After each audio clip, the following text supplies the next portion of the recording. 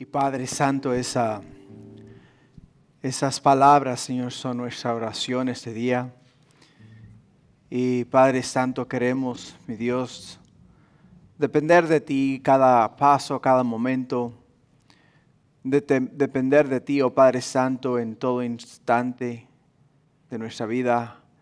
Y que, oh Padre Celestial, para cada decisión, para cada cosa que tengamos que hacer, Padre Santo, seas tú, mi Dios, quien nos enseñe, quien nos guíe, quien nos dirija, quien nos dé, oh Padre mío, lo que tenemos que hacer y decir, Señor, y de la manera que tenemos que vivir, Padre.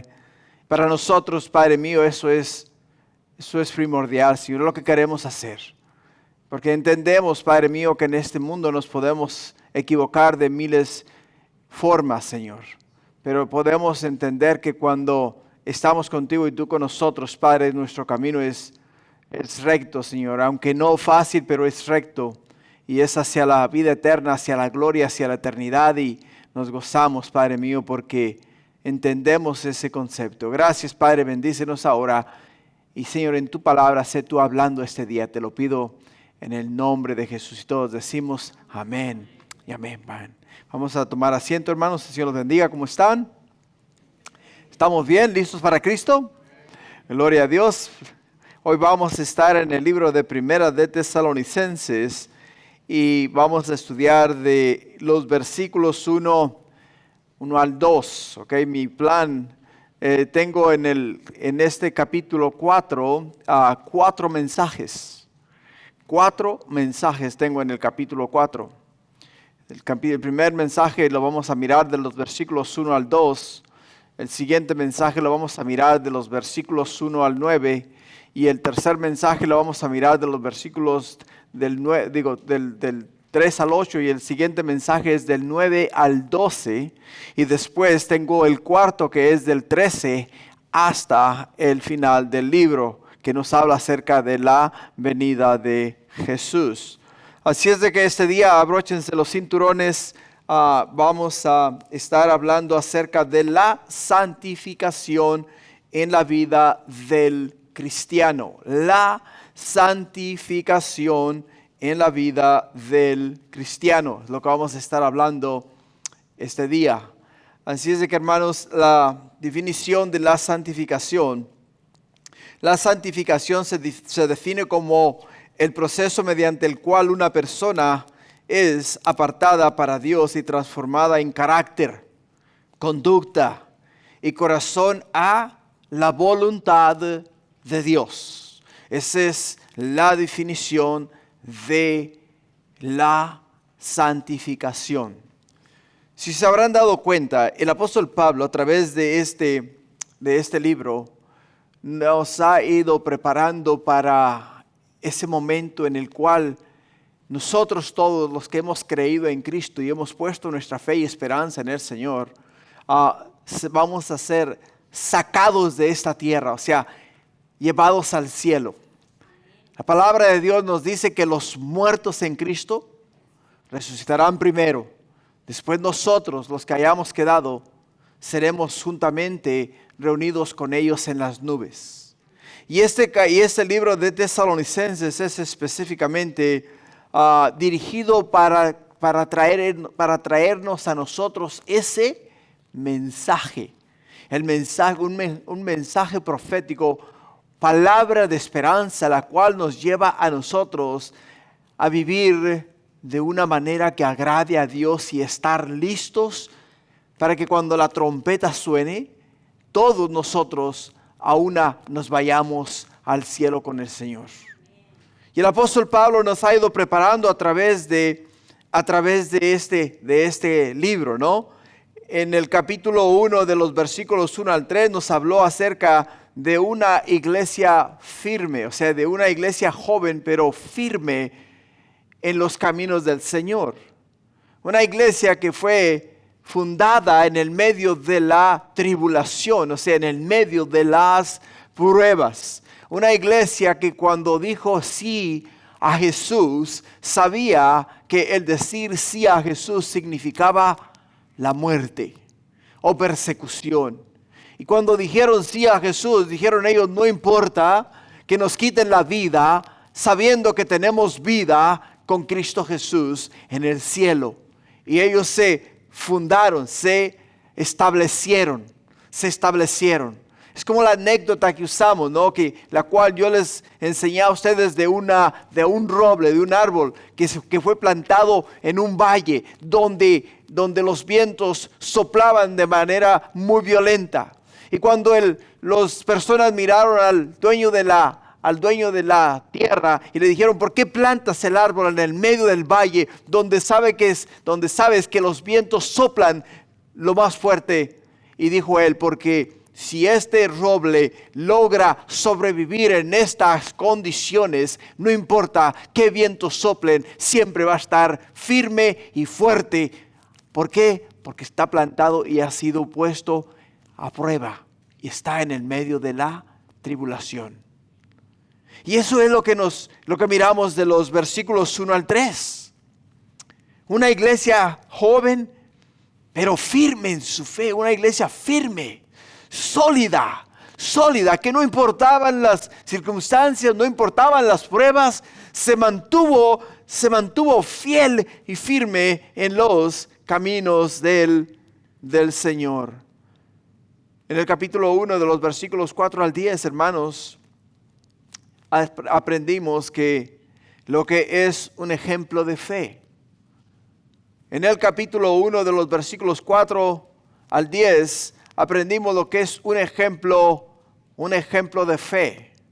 O sea, un ejemplo de fe es una persona cuya vida refleja una confianza inquebrantable en Dios, evidenciada no solo por lo que cree, sino por cómo vive. Porque entendemos que la fe es la certeza de lo que se espera y es la convicción de lo que no se ve. Los tesalonicenses se les ministró, se les predicó a ellos que Jesús venía pronto por la iglesia. Y cuando ellos escucharon esas palabras, cuando escucharon el hecho de que el apóstol Pablo les dijo a ellos, vamos a sufrir persecución, vamos a ser maltratados, nos van a vituperiar y nos van incluso a difamar, pero ustedes no se aflijan por ninguna de estas cosas, porque cuando Jesús venga por nosotros, la iglesia, nos va a sacar de acá, nos va a llevar al cielo y vamos a estar con Él por la eternidad. Y en el cielo, dice, ahí nunca más nadie nos va a poder tocar a nosotros. Y ellos lo creyeron. ¿Por qué? Porque la fe es la convicción de lo que se cree, hermanos. O sea, la fe es la certeza de lo que se espera y la convicción de lo que se cree. O sea, tenemos que entender que cuando ellos escucharon estas palabras, lo creyeron. ¿Y estuvieron dispuestos a qué? Estuvieron dispuestos a todo.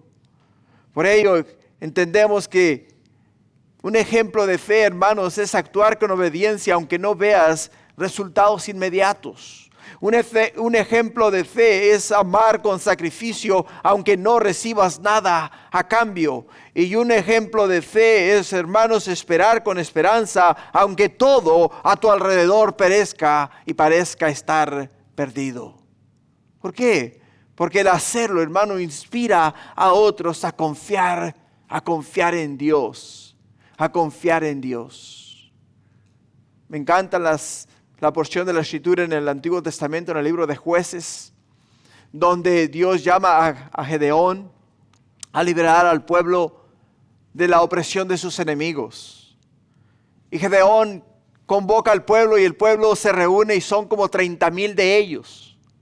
Y le dice Dios, el pueblo es sumamente grande. Y si les doy la batalla van a decir que ellos fueron los que vencieron a sus enemigos. Dice, llévalos a la piscina no me acuerdo el nombre del estanque, llévalos ahí y que beban agua, dice. Y que aquel que agarre el agua con la mano y la traiga a su boca, apártalo para un lado. Y aquel que se incline y beba agua directamente de la corriente, apártalo para otro lado.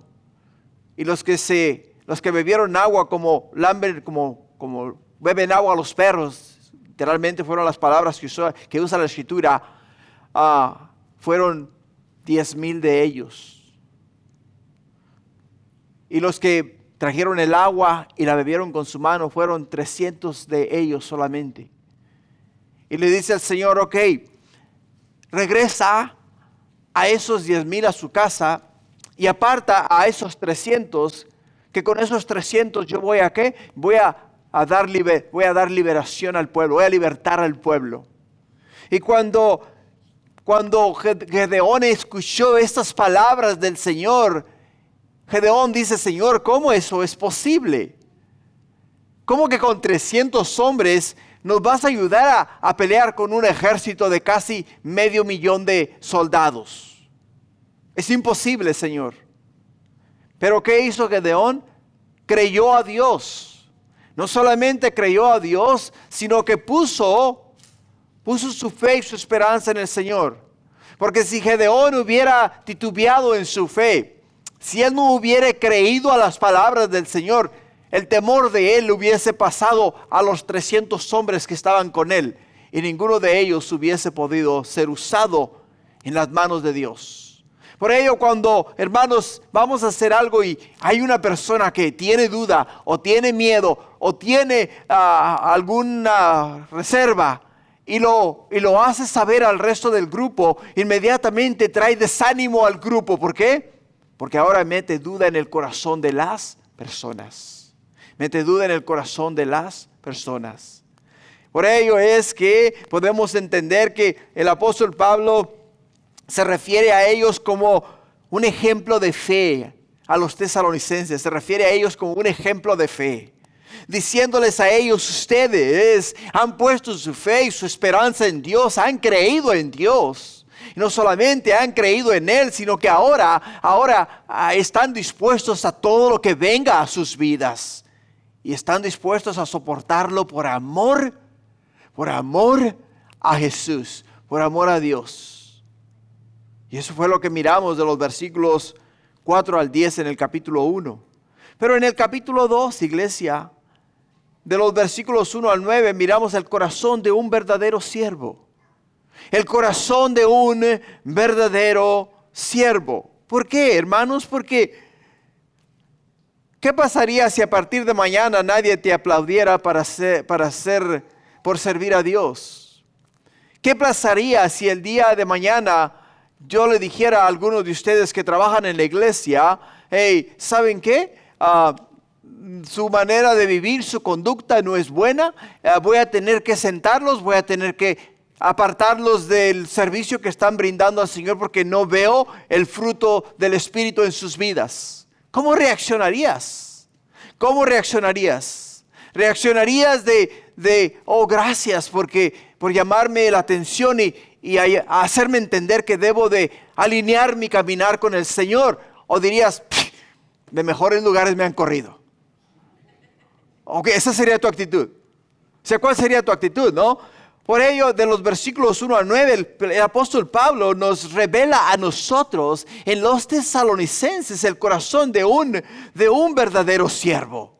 El corazón de un verdadero siervo, hermanos. ¿Por qué? Porque ellos, a pesar de que fueron difamados, a pesar de que fueron perseguidos, a pesar de que vivieron en tiempos muy difíciles, en ningún momento dejaron de hacer lo que Dios les llamó a hacer.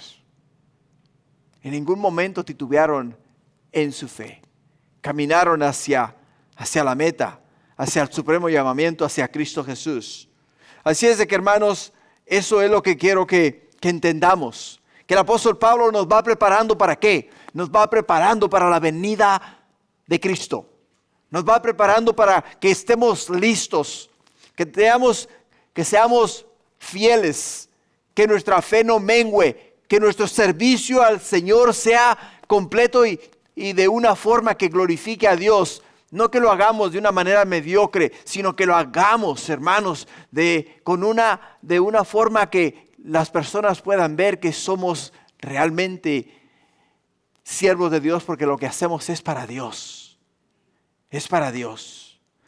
Después, el apóstol Pablo en el capítulo 2, de los versículos 13 al 20, nos dijo a nosotros, no es solamente vivir, sino hay que vivir, viviendo ¿de qué? Viviendo en la esperanza y el propósito de Dios. Tenemos que vivir en la esperanza y el propósito de Dios. No vivir por vivir, no existir por existir, no ocupar espacio solamente porque estamos aquí. No, vivir, hermanos, por el hecho de que tenemos un propósito. Tenemos una meta, tenemos un llamado, hemos sido apartados para la gloria de Dios y tenemos que vivir de esa manera. Y el apóstol Pablo los exhorta a ellos. ¿A qué? Los exhorta a ellos a vivir en la esperanza y el propósito que Dios tiene para cada uno de ellos. Y usamos como ilustración la parábola del hijo pródigo. ¿Por qué? Porque muchas veces queremos los beneficios de la vida ahora. Queremos los beneficios de la vida en este momento. Como podemos ver en la parábola del hijo pródigo que está en el libro de Lucas capítulo 15 de los versículos 1 al 32. Donde miramos a este joven venir a su padre y decir a su padre, Padre, dame mi herencia. Necesito que me dé lo que me pertenece a mí porque ya no estoy contento aquí en casa. Me quiero ir de casa. Me quiero ir a otro lugar. Quiero vivir por mi cuenta. Me quiero apartar de ti. Ya no quiero seguirte sirviendo. Y el apóstol Pablo dice en el libro de Tesalonicenses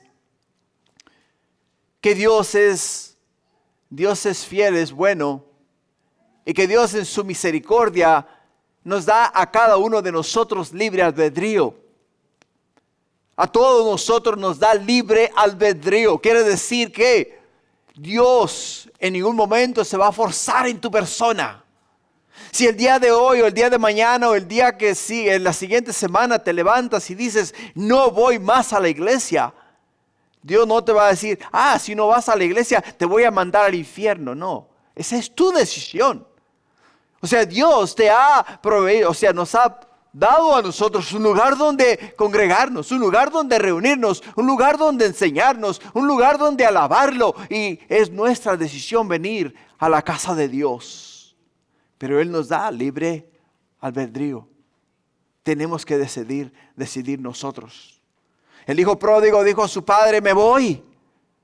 ¿Por qué? Me voy porque aquí ya no estoy contento. Me voy a otro lado. Pero ya estando donde él estaba, después de haber malgastado todos sus bienes, se encontró comiendo alforjas. Se encontró comiendo comida de cerdo, comida de puerco. Y es ahí cuando entendió, en la casa de mi padre, dice, los siervos de mi padre comen pan. Los siervos de mi padre comen pan ahí en la casa de mi padre. Dice, voy a regresar a mi padre. Le voy a decir, Padre, pequé contra el cielo y pequé contra ti. Ya no soy digno de ser llamado tu hijo. Ahora hazme uno de tus siervos. Hazme uno de ellos. Y nos dice la escritura que regresó y el padre al verlo corrió y se echó sobre su cuello, lo besó, lo mandó a bañar, le dio vestiduras nuevas y le puso un anillo en su mano, símbolo de autoridad, diciéndole, sí, tú estabas perdido, pero ahora has regresado a casa. Por ello, iglesia, no hay ninguno de nosotros que sea perfecto. Todos de una manera u otra nos hemos quedado cortos. Pero tienes que entender que tenemos una casa, un hogar, un padre que nos está esperando. ¿Para qué? Para recibirnos con los brazos abiertos. Para echarse sobre nuestro cuello, para besarnos, para limpiarnos y después para darnos una posición de autoridad nuevamente en su reino. Y el apóstol Pablo les dice a ellos, yo quiero que ustedes vivan con ese propósito. Yo quiero que ustedes vivan con esa esperanza y que entiendan que Dios tiene un plan trazado para sus vidas, para cada uno de ustedes. En el capítulo 3 de los versículos 1 al 5 nos enseñó el apóstol Pablo acerca de que en el mundo, hermanos, tendremos aflicciones. En el mundo nos dice tendréis aflicciones. Y la palabra aflicción se refiere a pruebas, sufrimientos, persecuciones, dificultades que los creyentes enfrentarían debido a su fe en Cristo Jesús. Debido a su fe en Cristo Jesús. Por ello, hermanos, las aflicciones muchas veces vienen a hombres y a mujeres por el hecho de que entendemos que estamos en el mundo. Estamos en el mundo. Y porque estamos en el mundo vamos a ser afligidos. ¿Por qué? Porque hemos hecho una confesión de fe. Hemos invitado a Cristo a entrar en nuestro corazón. Y como ahora Cristo es Señor de nuestra vida, ahora ya no somos de este mundo. Estamos en el mundo, pero no somos del mundo. ¿Te das cuenta? Somos hijos del Dios Altísimo. Jesús, el Hijo de Dios, ha venido a traer a nosotros esperanza. En Juan 1:11 que nos dice, a los suyos vino, mas los suyos, dice, no le recibieron. Mas a los que le recibieron les dio potestad de ser hechos hijos de Dios. A los que le recibieron, nos dice la Escritura, les dio potestad de ser hechos hijos de Dios.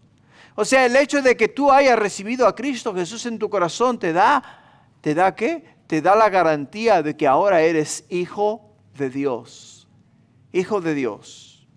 Por ello, el apóstol Pablo en el libro de Tesalonicenses capítulo 3 de los versículos 1 al 5 les advirtió a ellos y les dijo claramente, ¿qué les dijo? Que en el mundo iban a tener aflicciones. En el mundo iban a tener aflicciones. Pero les dice, les recuerda a ellos las palabras de Jesús. Dice, mas yo he vencido al mundo. O sea, si Jesús está en nosotros y con nosotros, hermanos, somos más que vencedores. Somos más que vencedores. Después, en el capítulo 3 de los versículos 6 al 13, ¿qué es lo que hace el apóstol Pablo? Les llama a ellos a crecer. Les llama a ellos a crecer en fe, en amor y en esperanza. Les llama a ellos, les dice ahora que ya habéis recibido instrucción divina, ahora que todos ustedes saben por lo que han firmado, ahora que todos ustedes saben el hecho de que en el mundo vamos a tener aflicciones, ahora tenemos que crecer en fe, o sea, tenemos que crecer en la esperanza que Dios nos ha dado, tenemos que crecer en amor, amarnos los unos a los otros y tenemos que tener esa esperanza de que Jesús muy pronto va a regresar por nosotros, de que Jesús muy pronto va a regresar por nosotros. Y el tema de hoy, iglesia, es la santificación en la vida del cristiano, parte 1. La santificación en la vida del cristiano, parte 1. El apóstol Pedro, en la Biblia, es uno de los ejemplos más claros de la santificación a lo largo del tiempo. Porque su transformación, hermanos, de verdad que es algo digno de notar. Pedro, uno de los discípulos más cercanos a Jesús, vivió una experiencia que lo llevó a una santificación muy, pero muy profunda. ¿Por qué, hermanos? Porque en la vida del apóstol en la vida del apóstol Pedro, podemos mirar en él, ¿qué? Podemos mirar el proceso de su conversión, podemos mirar el proceso de su crecimiento, podemos mirar el proceso de su fe y podemos mirar el proceso de su obediencia a Dios a través del Hijo, a través de Cristo Jesús. ¿Por qué, iglesia? Porque Pedro fue un hombre impulsivo, lleno de dudas, y en varias ocasiones actuó sin pensar. Un ejemplo de esto es cuando durante la última cena Jesús le dijo a sus discípulos que uno de ellos lo traicionaría. Uno de ellos lo iba a traicionar. Pedro, lleno de valentía, respondió: aunque todos te abandonen, dice, yo no te abandonaré. Y ese pasaje lo encontramos en Mateo 26, versículo 33. Se me aturó un pollo, hermanos. No, acá tengo agua.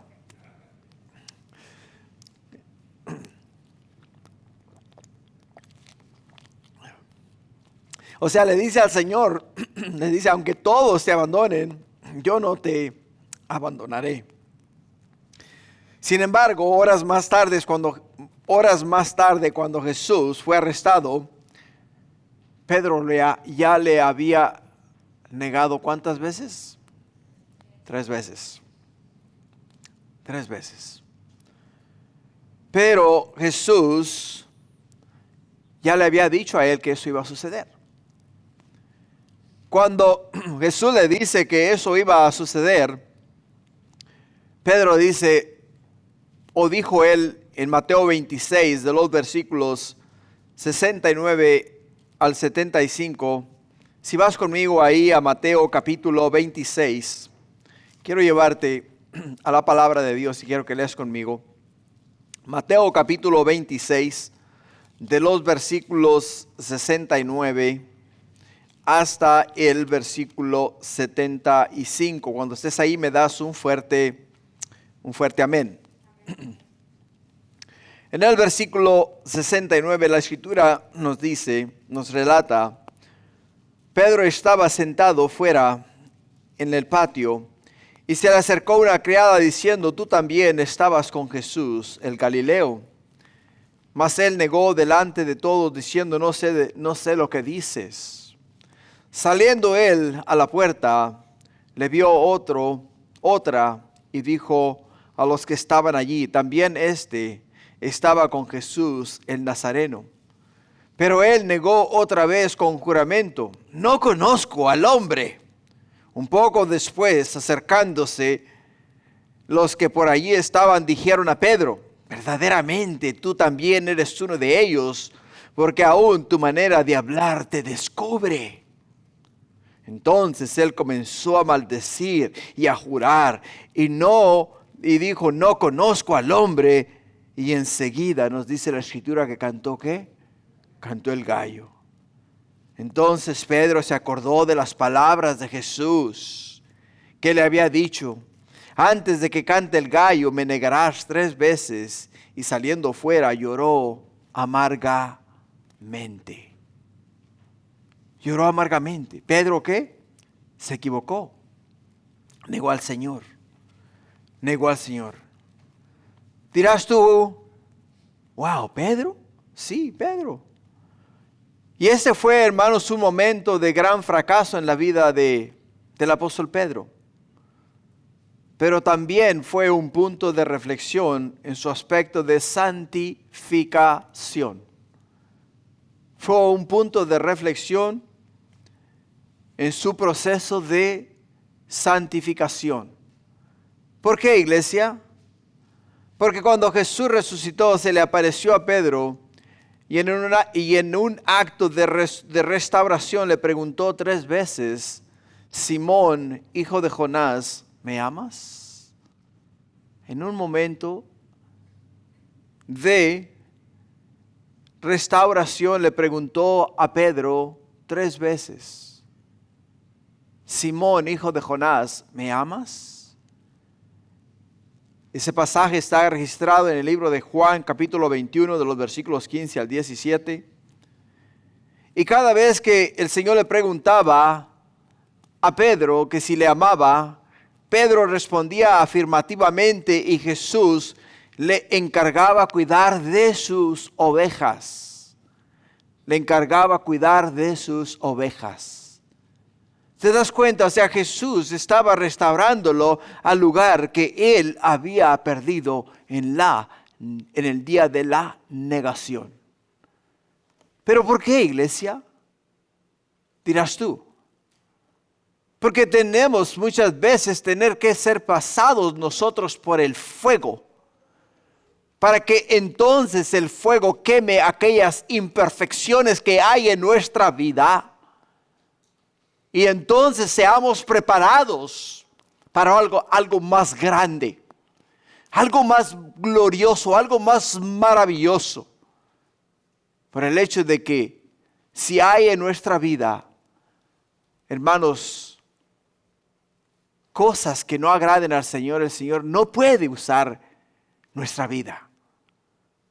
Porque somos y vamos a ser piedra de tropiezo. No vamos a ayudar a edificar, vamos a ayudar a destruir. Y el Señor tiene que purificarnos, tiene que santificarnos. Ahora, este encuentro no solo fue un acto de perdón, sino un acto de transformación. Jesús no solo restauró a Pedro, sino que lo preparó para una vida de servicio en su reino. Por ello, la santificación de Pedro fue un proceso que pasó por pruebas, errores, arrepentimiento y restauración. Y a lo largo de su vida, Pedro experimentó el poder del Espíritu Santo, quien lo transformó de un hombre temeroso y vacilante a un líder audaz y firme en la fe. Y dirás tú, yo me identifico con él. Bueno, yo también.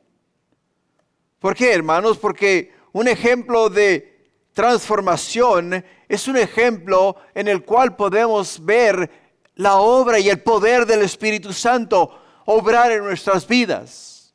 Cuando el Señor te despierta a las 4 o 5 de la mañana y sientes esa urgencia de ir y abrir su palabra, leer en ella, y te vienen a la mente nombres de personas que necesitan sanidad, nombres de personas que están viviendo fuera de la voluntad de Dios, y el Señor pone en tu vida el orar e interceder, clamar, gemir por esas personas. Es el Espíritu Santo, el proceso de santificación que está tomando lugar en tu vida,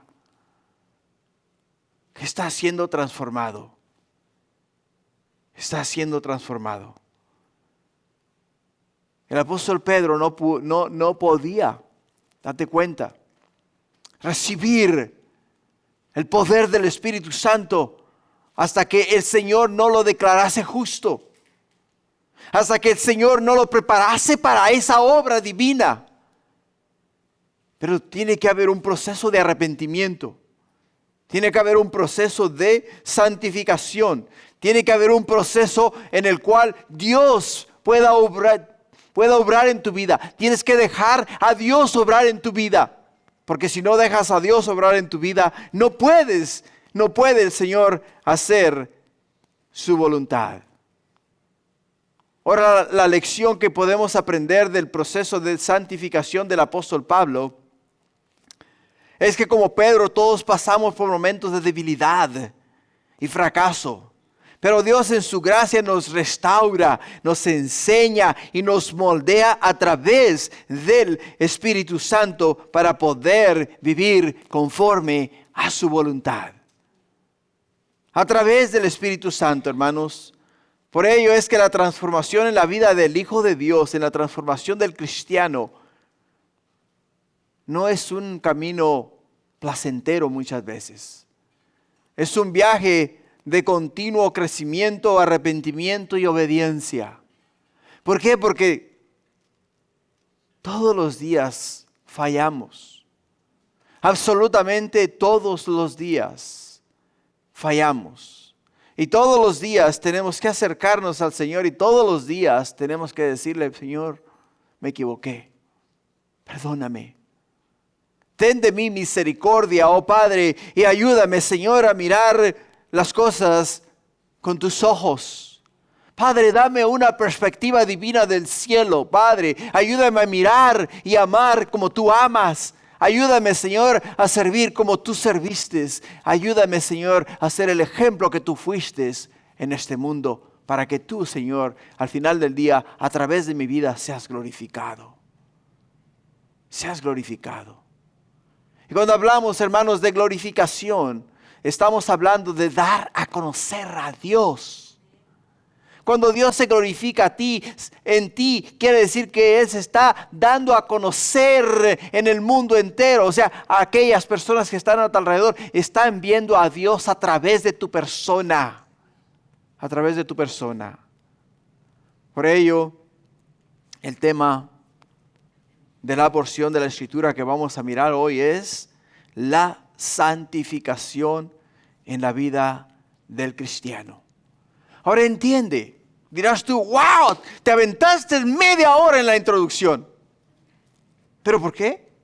Por el hecho, hermanos, de que para llegar al proceso de la santificación, tenemos que ir a través de todos los diferentes pasos que el apóstol Pablo ya nos ha dado. Porque si cada uno de nosotros queremos hacer las cosas a nuestra manera y no a la manera de Dios, al final del día no vamos, hermanos, a llegar a ningún lugar. O sea, tenemos que ver, para poder hacer un cake tenemos que seguir la receta. No puedes pasarte ningún paso. Tienes que hacer exactamente como está escrito. Y para poder llegar a la santificación, para poder llegar al proceso de la santificación, para poder entender que estamos listos para que cuando la trompeta suene, nosotros los que estamos vivos nos vamos a unir con los que ya han resucitado en las nubes. Quiere decir que para que eso suceda tenemos que seguir al pie de la letra las instrucciones en las sagradas Escrituras. Lo que nos lleva al primer punto de hoy. El primer punto, hermanos, el llamado a la santificación. El llamado a la santificación. Y Pablo dice en el versículo 1 de Primera de Tesalonicenses capítulo 4, dice, por lo demás, hermanos, os rogamos y exhortamos en el Señor Jesús que de la manera que aprendisteis de nosotros, como os conviene conduciros y agradar a Dios, así abundéis más y más, porque ya sabéis qué instrucciones os dimos por el Señor. Cuando el apóstol Pablo dice por lo demás, lo que él está diciendo, por lo que yo ya os he enseñado a vosotros, por lo que yo ya he traído a ustedes. Quiere decir que todos estos estudios bíblicos, de los cuales hemos participado cada uno de nosotros, que les llevé a ustedes desde el principio hasta el día de hoy, quiere decir que el apóstol Pablo dice, por todos esos estudios bíblicos que yo ya os he enseñado a ustedes, ahora dice, ahora os rogamos, ahora os exhortamos, ahora os suplicamos a ustedes que vivan una vida como conviene, una vida que agrade a Dios, una vida que glorifique al Señor. La exhortación, la cual el apóstol Pablo nos trae a nosotros, es vivir para agradar a Dios. Y la pregunta es, ¿cómo yo vivo para agradar a Dios? Ahora, te lo voy a ilustrar de una manera fácil y simple. Por el hecho de que yo quiero que tú entiendas qué significan estas palabras. ¿Por qué? Porque el apóstol Pablo nos exhorta a vivir para agradar a Dios. Cuando los que ya son casados, aquí en el servicio el día de hoy, estaban cortejando a su pareja por primera vez, hacían absolutamente todo lo que fuese posible. ¿Para qué? Para agradar a la pareja. Le enviaban flores para encontrar gracia con él o con ella. O lo sacaban a comer a un restaurante fino. O le enviaban cartas. O le escribían tarjetas. O sea, todo lo posible, ¿para qué? Para agradar a aquella persona. ¿Por qué razón lo querías agradar? Porque te querías ganar el favor y el corazón de aquella persona a la cual estabas conquistando. Si lo querías agradar o la querías agradar. Y lo que nos dice la palabra de Dios a nosotros el día de hoy, lo que el apóstol Pablo nos dice a nosotros es que vivamos, ¿para qué? Para agradar a Dios. Ahora, en el contexto de la exhortación, el mensaje de Pablo en su carta a los tesalonicenses se enfoca, hermanos, en vivir la vida de una forma que Dios se agrade. Dirás tú, ¿cómo? ¿De qué manera? ¿En qué forma? Porque yo quiero hacerlo. Yo quiero vivirlo. Oye, yo quiero que mi vida tenga un propósito. Y quiero agradar a Dios. Bueno, lo que le agrada a Dios es la santificación. Y lo que agrada a Dios es el hecho de que tú le tomes en cuenta. Santificación, santo quiere decir apartados para Dios. Lo que quiere decir es que lo primero que tenemos que hacer nosotros para agradar a Dios es apartarnos de las cosas de este mundo que nos alejan a nosotros de la voluntad de Dios. La exhortación está dirigida ¿a quiénes, hermanos? A los creyentes, a nosotros, quienes hemos recibido el Evangelio, pero debemos seguir creciendo en santidad y obediencia. La vida cristiana, hermanos, no solo es una cuestión de creencia, sino es una vida de acciones que reflejan nuestra fe continuamente. Reflejan nuestra fe. Y acá la exhortación es a vivir ¿a qué? Para agradar a Dios. Y esto implica una vida que busca la voluntad divina en todos los aspectos, pensamientos, palabras y acciones. ¿Sabes? Una de las cosas que a Dios le agrada es que tú hables con Él, que tú le busques. El salmista dice, temprano te buscaré y de madrugada me acercaré a ti. O sea, a Dios le encanta eso. A Dios le encanta que tú hables con Él. Hablar con Él orar es hablar con Él. Es hablar con Él.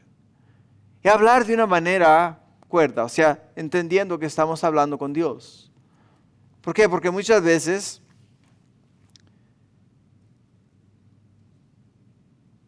decimos no sé qué decir. O sea, no sé qué decir a Dios. Pero si llega tu comadre, o llega tu tía, o llega tu abuelita, o llega tu vecina, inmediatamente, oye, ¿cómo estás? ¿Cómo va tu día? Oh, ¿sabías lo que pasó? ¿Miraste las noticias? ¿Te enteraste de la última? Y ahí comienzas ¿a qué? Comienzas a hablar, o sea, comienzas una conversación. Y Dios es un ser vivo, ¿entiende? Dios es un ser vivo y está con nosotros y delante de nosotros en todo tiempo y en todo momento. Y de la misma manera que tú hablas con una persona visible, o sea, una persona de carne y hueso, es de la misma manera que tenemos que hablar con Dios. Tenemos que hablar con Dios. Señor, el día está caliente hoy. ¿Le podrías bajar un poquito al termostato? Oh Señor, el día está frío. ¿Por qué no dejas que el sol caliente un poco más? O sea, hablar con Dios. Señor, mira a mi hermano, pobrecito, está enfermo. Oh Padre, yo sé que para ti no hay nada imposible. Yo sé que, oh Padre mío, tú conoces su enfermedad porque tú lo creaste. Y para ti no hay nada escondido. Oh Señor, ten misericordia y compasión de él. O sea, eso es hablar con Dios. Hablar con Dios de esa manera. No hablar o sea, de estar orando y no saber ni lo que estás diciendo, y cuando dices las cosas ni siquiera tienen sentido lo que estás diciendo. Sino hablar con Dios es hablar con Dios como tener una conversación como cualquier otra persona. Pero ser específicos. Ser específicos. Por ello, la expresión, hermano, vivir para agradar a Dios implica una vida que busca la voluntad divina en todos los aspectos, pensamientos y palabras y acciones. En este versículo Pablo no está dando un mandamiento, sino un recordatorio. Los creyentes debemos de vivir una vida o vivir de una manera que demuestre nuestra gratitud por la salvación recibida. Todos los días, Padre, yo iba al infierno. Mi destino era el lago de fuego. Mi destino, Padre, era el lugar donde nos dice tu palabra que la llama nunca se apaga y el gusano nunca deja de comer. Señor, ese era mi destino. Pero tú, oh Padre mío, fuiste misericordioso. Me sacaste de las tinieblas y me trajiste hasta la luz admirable. O sea, decir a Dios, gracias por salvarme. Gracias por escribir mi nombre en el libro de la vida del Cordero. Gracias porque ahora yo tengo la seguridad de cuando yo parta de este mundo voy a estar contigo. Diariamente vivir con esa expectativa. Ahora, la exhortación de vivir la vida cristiana como una respuesta de gratitud también, iglesia. La motivación para vivir de esta manera no es el miedo o obligación, sino el amor, la gratitud hacia Dios por lo que Él ha hecho por nosotros a través de Cristo Jesús. Todos los días decir, Señor, si no hubiese sido por Jesús tu Hijo, si Él no hubiese dejado su reino en el cielo, si Él no se hubiese quitado su corona real y hubiese venido y tomado un cuerpo de hombre aquí en la tierra, aún estuviese muerto en delitos y pecados. El propósito, hermanos, no es alcanzar la salvación, porque ya somos salvos. El propósito es reflejar en nuestras vidas la transformación a través del Evangelio, a través de la santificación, a través de lo que Dios en su misericordia está haciendo por cada uno de nosotros. Y el apóstol Pablo nos exhorta a vivir de una manera que demuestre lo que Dios está haciendo en nosotros. Que se pueda ver en mí, que se pueda ver en ti la santificación. O sea, que se pueda ver en ti y en mí que hemos sido apartados para la gloria de Dios. Que si tú llegas a un lugar donde sabes que no debes de estar, que tú internamente te sientas incómodo, incómoda en ese lugar porque sabes que no debes de estar en ese lugar. Que entiendas que no eres de este mundo, sino que eres de arriba del cielo. Y ese lugar te está trayendo hacia la tierra, hacia abajo.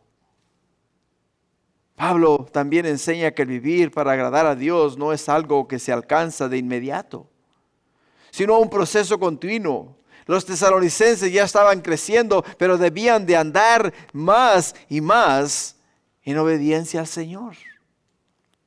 En obediencia a Dios. Muchas veces creemos que ya lo alcanzamos, pero en realidad no lo hemos alcanzado aún. No lo hemos logrado, no hemos llegado al fin, no hemos llegado a donde tenemos que llegar. Cada creyente, hermanos, es llamado a examinar su vida y preguntarse, ¿estoy viviendo de la manera que agrada a Dios? O sea, todos los días examina tu vida, examina tu corazón. ¿Estoy agradándote, Señor? Padre mío, mis palabras son de tu agrado. Padre mío, mis acciones son de tu agrado. Señor, lo que yo hago, lo que yo pienso, lo que yo miro, donde yo entro, ¿es de tu agrado? Y si ves que no se alinea con lo que la palabra de Dios enseña, entonces tienes que corregir eso. Tenemos que corregir eso. ¿Por qué? Porque si no corregimos eso, quiere decir que vamos a vivir en desobediencia. Y es contrario a la obediencia. Es contrario a la santificación. O sea, no vamos a crecer en sabiduría y entendimiento del Señor, sino nos vamos a alejar del Señor. Ahora, hermanos, el preguntarnos, ¿estoy viviendo de manera que agrade a Dios? Implica no solo evitar el pecado, sino también buscar activamente las formas en las que podamos reflejar el carácter de Cristo en nuestro comportamiento diario. Este versículo establece una base sólida para la vida cristiana. Vivir para agradar a Dios es el llamado de todo discípulo y el objetivo de nuestra santificación. Es el objetivo de nuestra santificación. Por ello es que el apóstol Pablo dice, os rogamos y os exhortamos en el Señor Jesús, que de la manera que aprendisteis de nosotros, como os conviene conduciros, agradar a Dios, y así abundéis más y más. Se dice Pablo, yo os dejé ejemplo. Yo os dejé a vosotros ejemplo. Yo os enseñé a ustedes cómo vivir. Yo os dije a ustedes cuáles eran las cosas que agradaban a Dios. Y por ello es que os exhorto ahora a ustedes a hacer lo mismo. ¿Por qué, hermanos? Porque la exhortación del apóstol Pablo es clave para nosotros. Porque cuando yo ya sé hacer algo y no lo hago, la palabra de Dios me dice en el libro de Santiago que el que sabe hacer lo bueno y no lo hace, le es pecado. Si a la palabra de Dios misma me enseña a mí que si yo ya he recibido instrucciones, si yo ya he sido instruido, si ya he recibido lo suficiente como para hacer las cosas de una manera que agraden a Dios, quiere decir que ahora no tengo excusas. No tengo excusas. O sea, no me puedo excusar en el hecho de que yo no sabía, Señor. Yo no sabía. Porque el Señor mismo me va instruyendo, me va enseñando y me va dando en su palabra las instrucciones para vivir de una forma que agrade a Dios. De una forma que agrade al Señor. Ahora en el versículo 2, iglesia, el apóstol Pablo hace referencia a las instrucciones que ya les había dado, destacando que esas instrucciones no solo son una sugerencia humana, sino una revelación de la voluntad de Dios transmitida a través del propio Jesús, a Él y a ellos. Cuando el apóstol Pablo nos dice en el versículo 2, escucha bien, dice porque ya sabéis qué instrucciones os dimos por el Señor Jesús.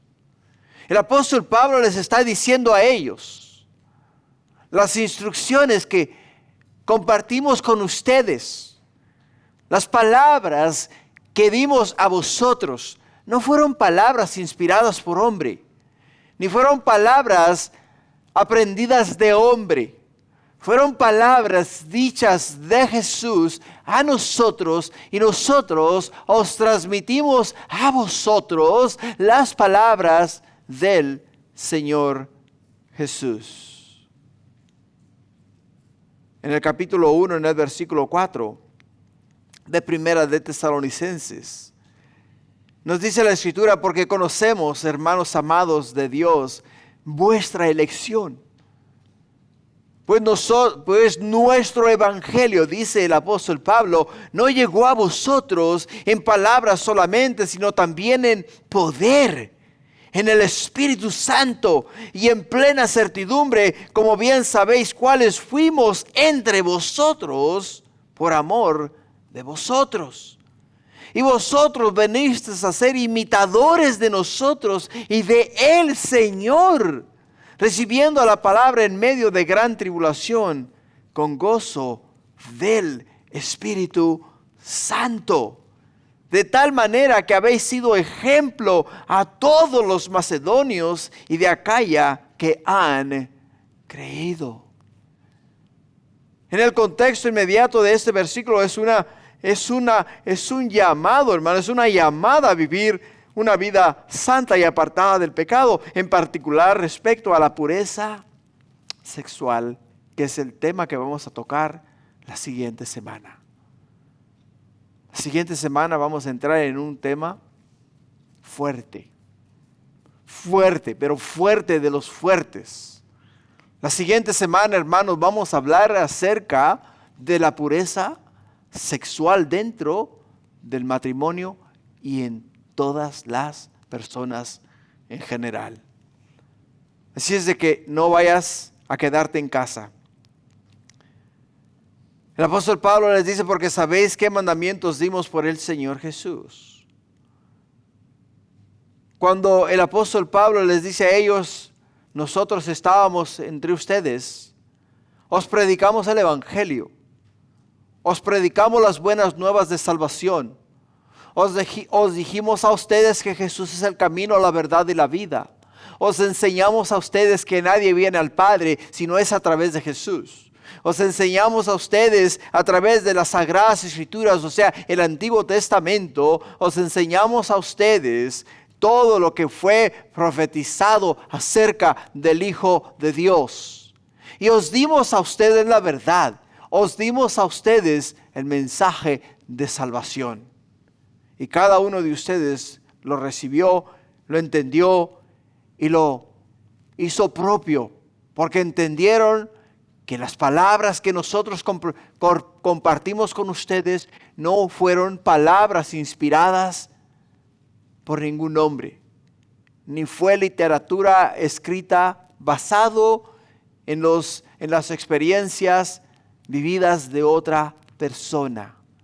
Cuando leemos un libro, iglesia, estamos leyendo las experiencias de otra persona. O sea, estamos leyendo las experiencias del autor.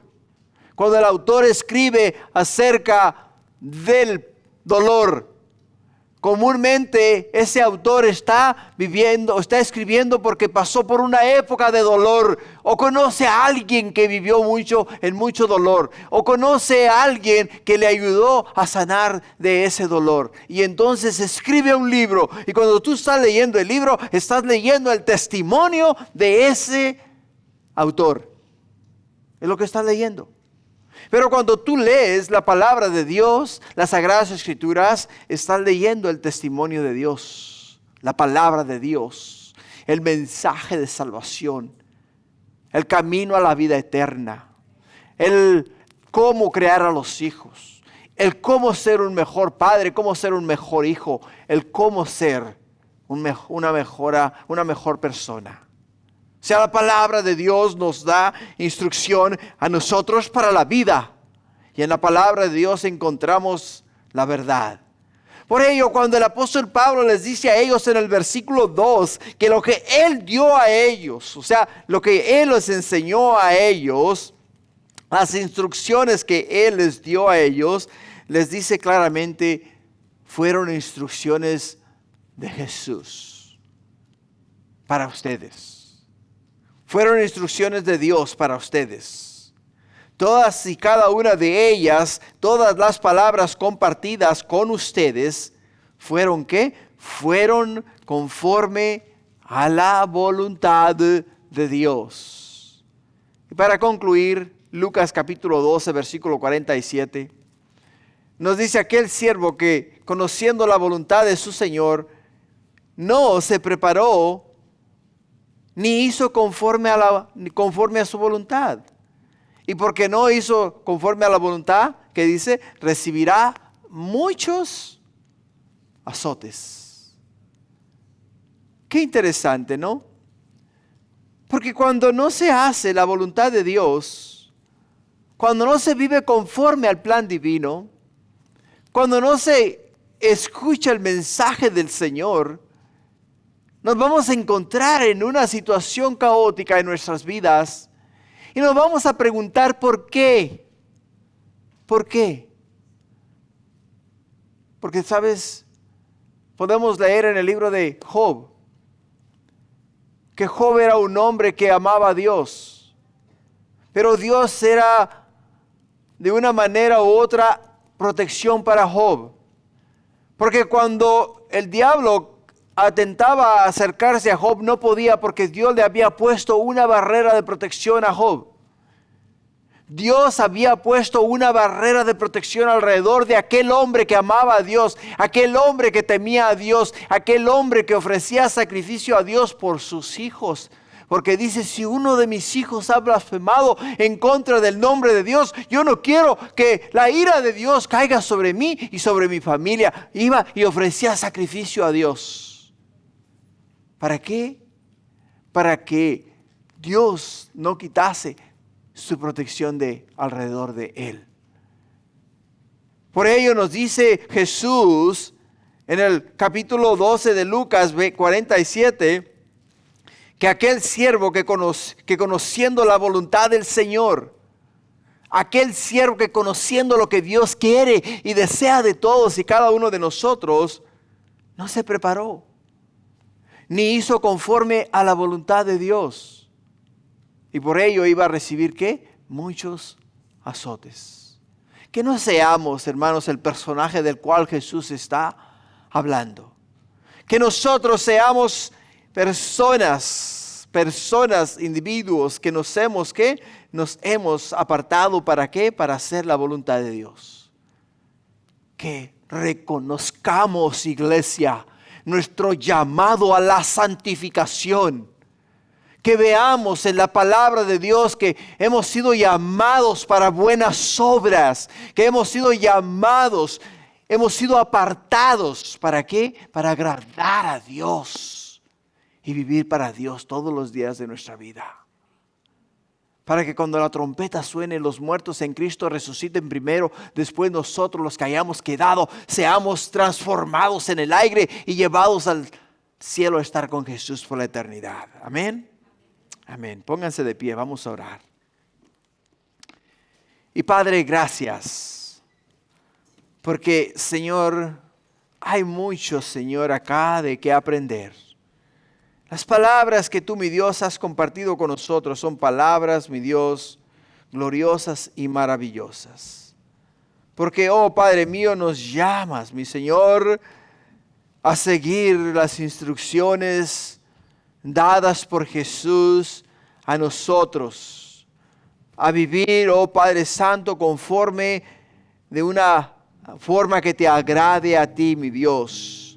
Y oh Señor, hacer, Padre mío, sobre todas las cosas tu santa y perfecta voluntad, recordando todas las cosas que nos has enseñado. Gracias, Padre. Gracias por este tiempo, por este estudio. Gracias por tus hijos que han venido a buscarte, que han venido buscando tu rostro, que han venido a encontrarse contigo. Gracias por sus vidas. Gracias, Padre, porque ellos, mi Dios, han entendido el proceso de la santificación, el proceso de separarse, mi Dios, de las cosas de este mundo y prepararse para la venida del Hijo de Dios. Por ello, Padre, te damos honra y gloria.